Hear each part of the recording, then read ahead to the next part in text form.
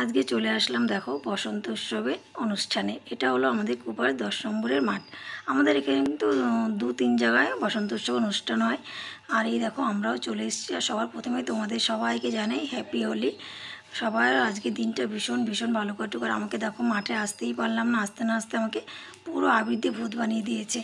আর দুদিন ধরে মনটা খুব একটা ভালো ছিল না, ইচ্ছাই ছিল না যে বসন্ত উৎসবে আসবো।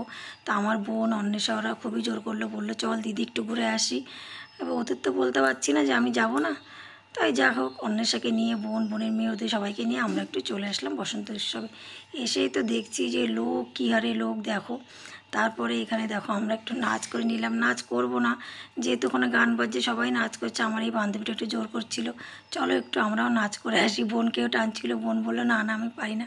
এবার নাচতে পারি না বললে তো চলবে না, যাই হোক সবাই নাচছে, আমরাও একটু দেখে ওই হাত তুলে একটুখানি নাচ করেই নিলাম। যা হোক এনজয় করার দিন আজকে, সবাই এনজয় করছে দেখে খুবই ভালো লাগছে। এই দেখো আমার ভাইও এসছে, আমার ভাইয়ের একটা বান্ধবী, সবাই আমরা একসাথে এখানেই ছিলাম। ভাই বলছিল দিদি চলো একটু নাচ করি। আমি বলছি নাচতে তো পারি না, কী আর নাচ করবো। যাই হোক ওই হাত তুলে দিয়ে একটু নাচ করা।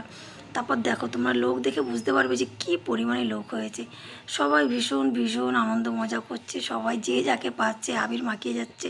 আর এখন যেহেতু রঙের দিন নিয়ে এখন সুন্দর সুন্দর নানান কালারের আবির বেরিয়ে গেছে, সবাই এখন আমরা আবিরই খেলি, এখন আর কেউই রঙ খেলি না। তা দেখো তোমাদের কেমন লাগলো আজকে এই ভিডিওটা, বা আজকে তোমাদের দিনটা কেমন কাটলো অবশ্যই তোমরা কমেন্টে আমাকে জানিও। আর এই দেখো যাওয়ার সময় আরেকটা বান্ধবীর সঙ্গে দেখা হয়ে গেলো, এই বান্ধবীকে একটু আবির মাখিয়ে দিচ্ছিলাম। তা চলো আজকের ভিডিওটা এটুকুই। সবাই ভালো থেকো, সুস্থ থেকো, টাটা বাই বাই।